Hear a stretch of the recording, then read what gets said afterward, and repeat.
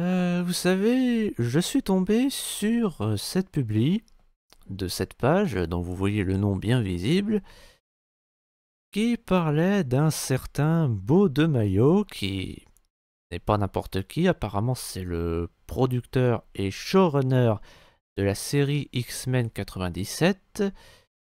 Il y a quelque temps, il s'est fait virer et il se plaint. On ne peut pas lui en vouloir. Et ben là, apparemment, il a écrit un pavé pour... Enfin, pas écrit... Merde.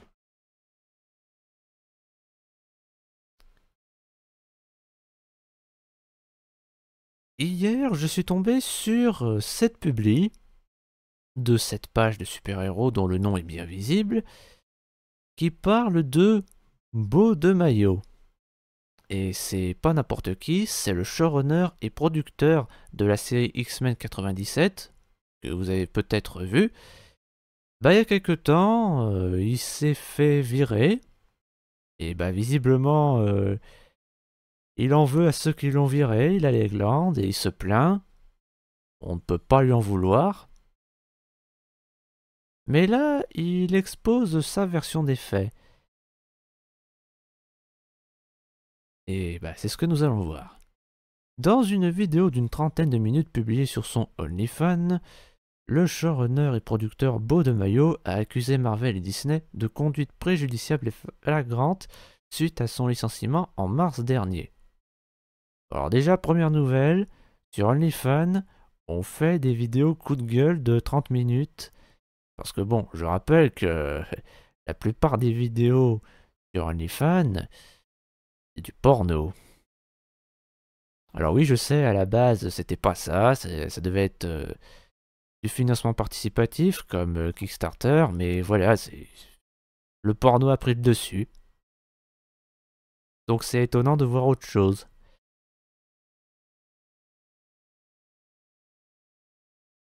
Donc il a exposé ces dites allégations. De Mayo affirme que son identité en tant qu'homme noir et gay a été utilisée par les cadres de Marvel et certains membres de l'équipe pour me discréditer. Il est grand, intimidant, trop opiniâtre, en colère, émotionnel, flamboyant, dramatique, un pervers. Alors déjà, une corporation comme Marvel qui se sert de l'homosexualité d'un mec contre lui, alors que l'homosexualité c'est littéralement un de leurs outils marketing, de leurs instruments marketing, c'est assez étonnant, parce que je rappelle quand même que Marvel a écrit des personnages qui se sont vendus sur leur orientation sexuelle, il y a quelques années.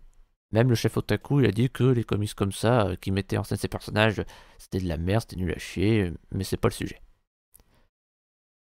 Il prétend qu'il s'est opposé au cadre de Marvel concernant son désir d'adapter des intrigues tirées des comics X-Men déjà publiés, plutôt que de créer des histoires entièrement nouvelles pour la série comme il le souhaitait. Il a été qualifié de non collaboratif, trop difficile et trop fanboy. Il m'en voulait ouvertement de me battre pour les fans. Bah pour le coup, s'il veut adapter des comics X-Men, des histoires déjà faites dans les comics, oui effectivement c'est être un fanboy. Mais il n'y a rien de mal à ça, dans une moindre mesure. Mais pour le coup, ouais, je comprends qu'il ait les glandes qu'on l'ait pas laissé faire. De Mayo affirme que les dirigeants l'ont qualifié d'abusif lorsqu'il a refusé que le personnage de Jubilé fasse des signes de gang ou peigne le ciel avec des plasmoïdes en forme de doigt d'honneur. Alors, ça aurait été étonnant de voir ça dans une série X-Men tout public qui plus est, mais dit comme ça, c'est vrai que j'aurais bien voulu voir ça. Il y a quelque chose de similaire dans Devil May Cry 5. Il fait une attaque doigt d'honneur géante d'énergie. De Mayo a déclaré qu'il existe des conditions de travail presque criminelles pour les artistes VFX et d'animation chez Marvel et que les personnes travaillant sur X-Men 97 perdaient rapidement du poids et faisaient des crises de nerfs. Lorsqu'il a envoyé un mail à la direction de Marvel concernant ces problèmes, il a subi des représailles entre guillemets. Pourquoi entre guillemets? Et oui, ça c'est vrai par contre Donc, oui, bah, il y a eu tout un scandale sur ça, justement, sur les conditions de travail de ceux qui font les effets spéciaux chez Marvel. C'est pour ça d'ailleurs que pour certains de leurs derniers films ou séries, l'image de synthèse était pas ouf, voire moche dans certains cas. C'est parce que justement, bah, on les fait travailler dans des conditions horribles. Et c'est pour ça que les effets spéciaux étaient moches, parce que ben, on les a forcés, on leur a filé des délais impossibles à tenir, et bah, du coup, ils n'ont pas eu le temps de faire de la bonne image de synthèse. Après, est-ce que c'était moche? Bah, je ne sais pas, je n'ai pas tout vu, non, je n'ai pas vu tous les derniers films et toutes les dernières séries. Et puis en plus, j'ai des lunettes. Alors, n'est pas avec mes yeux de mauvaise qualité que je verrai des images de synthèse de mauvaise qualité. Enfin, pas dans les Marvel en tout cas, parce que j'en ai déjà vu quand même de la CGI dégueulasse, genre les films de requins. Ou la série Berserk. Bref, reprenons. Ah, DeMaio a signalé à un producteur de X-Men qu'un de nos responsables entretenait une relation sexuelle potentiellement abusive avec un assistant de production, et le producteur a enterré son rapport et informé la personne concernée de la plainte de DeMaio. Et bah, si c'est vrai, c'est un problème, et effectivement, oui. Et visiblement, ce n'est pas propre aux hétérosexuels. Je suis navré pour vous, les homos. Le même producteur a répété à plusieurs reprises à l'équipe qu'il montrait les photos aguicheuses de DeMaio sur Instagram à son fils mineur et que son enfant se demandait est-ce qu'ils doivent m'acheter des chemises pour Noël. Bah, si c'est vraiment des photos aguicheuses, bah, à quel moment tu montres ça à tes gosses? Et c'est quoi le rapport avec des chemises? À quel moment le gosse il se demande ça? Bon après, d'un autre côté, tant mieux, parce que bah, s'il se pose ce genre de questions pour une photo comme ça, c'est qu'il a un minimum d'innocence. Un artiste de X-Men a répété à plusieurs reprises que tous les hommes sont des salauds. Waouh, donc ils ont un artiste misandre dans leur rang. Et un, pas une. Une femme misandre c'est déjà problématique, un homme misandre, ça l'est encore plus. Je veux dire, t'es quoi, connard? Et donc, il a accusé DeMaio de trahir la cause parce qu'il avait maintenu un personnage masculin, Cyclope, en tant que leader des X-Men. C'est comme ça dans les comics, espèce de connard. C'est toujours un homme qui dirige les X-Men. Et oui, dans les comics, c'est bel et bien Cyclope qui a pris le relais à la mort de Charles Xavier. Qu'est-ce qu'il y a de mal à ça? Et puis bon, comme l'a dit Mystique, c'est les X-Men et pas les X-Women. Mais ce qui m'énerve surtout, c'est que cet artiste, qui est un homme, dit tous les hommes sont des salauds. Mais tu es un homme. Tu es un homme.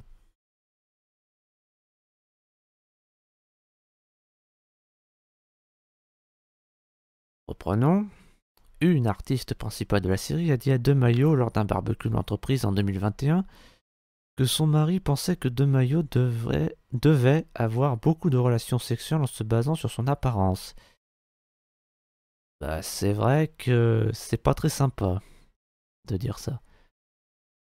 Lorsque DeMaio a demandé à contacter les producteurs de RuPaul Drag Race, l'émission de Drag Queen ça je crois, pour promouvoir X-Men, Marvel lui a répondu qu'il ne voulait pas aliéner certains publics. Bah, encore heureux! À quel moment tu demandes à des drag queens de faire la promo de ta série? Sans déconner. Ou alors si ce mec aime les drag queens, c'est que c'est un gay stéréotypé.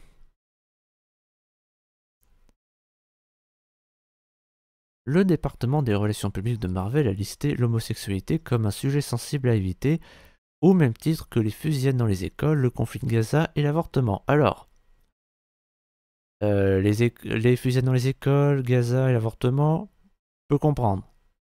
Et l'homosexualité, je viens de vous dire que Marvel a fait de la com sur l'homosexualité, qu'ils ont vendu certains personnages sur leur orientation sexuelle.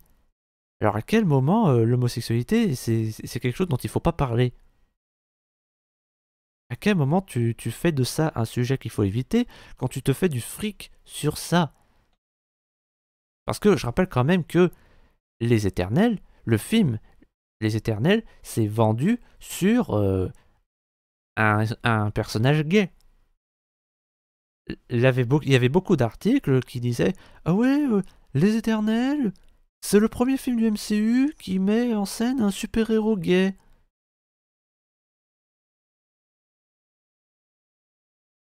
Sérieux?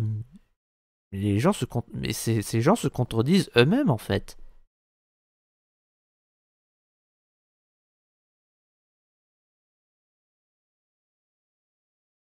Et puis bon, on parle d'X-Men 97, mais cette série s'est vendue sur un mec non binaire.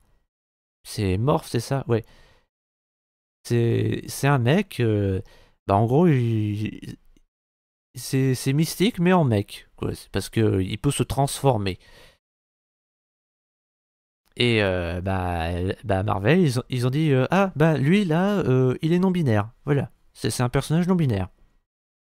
Donc voilà, ne prenez pas pour des cons en fait.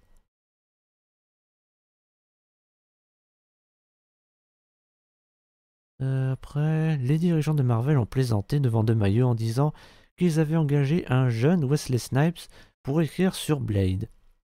L'une des raisons pour lesquelles je voulais faire cette vidéo est pour que vous puissiez voir que Wesley Snipes et moi ne nous ressemblons en rien. Bah apparemment, Wesley Snipes a été coupable de violence conjugale sur Alberi. Si c'est vrai, je peux comprendre qu'ils le prennent mal d'être comparé à lui. Beau de Mayo a déclaré que la goutte de trop pour lui était lorsqu'il était arrivé à Atlanta pour la production de Blade et qu'on lui a dit quelqu'un doit claquer le foie ici. Quoi? Bref.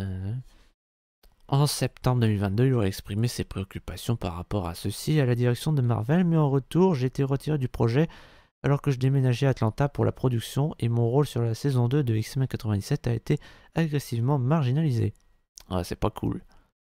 Enfin, il a déclaré qu'il a les preuves et des témoins oculaires pour soutenir ses affirmations, et plutôt que de les publier sur internet, il préfère les transmettre aux autorités de Marvel et Disney. Obligé? Kevin Feige?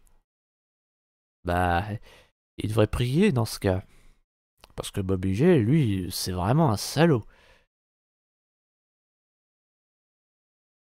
Et sinon, c'est qui le coupable, le principal accusé dans cette histoire? Moche de ketchup?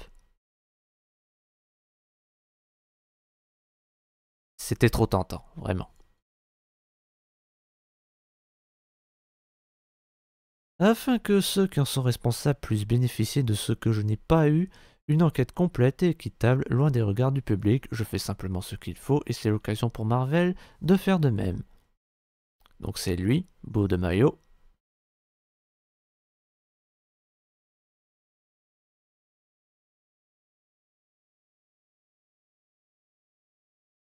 Mais en tout cas, il a pas une tête de gars stéréotypé.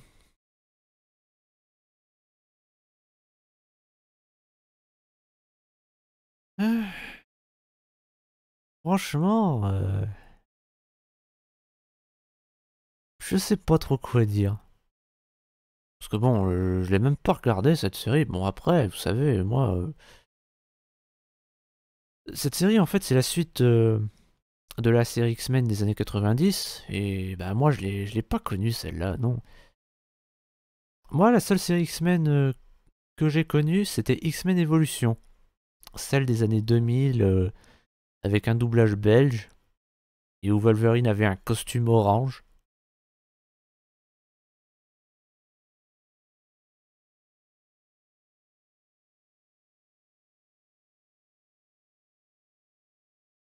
Mais après si ce que dit ce mec est vrai, ben Je comprends qu'il ait les glandes et qu'il veuille se venger. Enfin, je sais pas si c'est vraiment une vengeance, mais je peux comprendre qu'il réclame justice.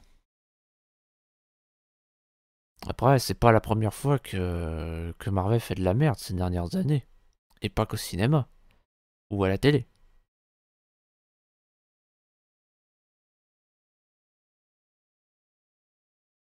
Mais visiblement, ça en fait marrer certains. Genre, lui, Reinhardt. C'est un débile mental. Cherchez pas à le comprendre, il est juste débile.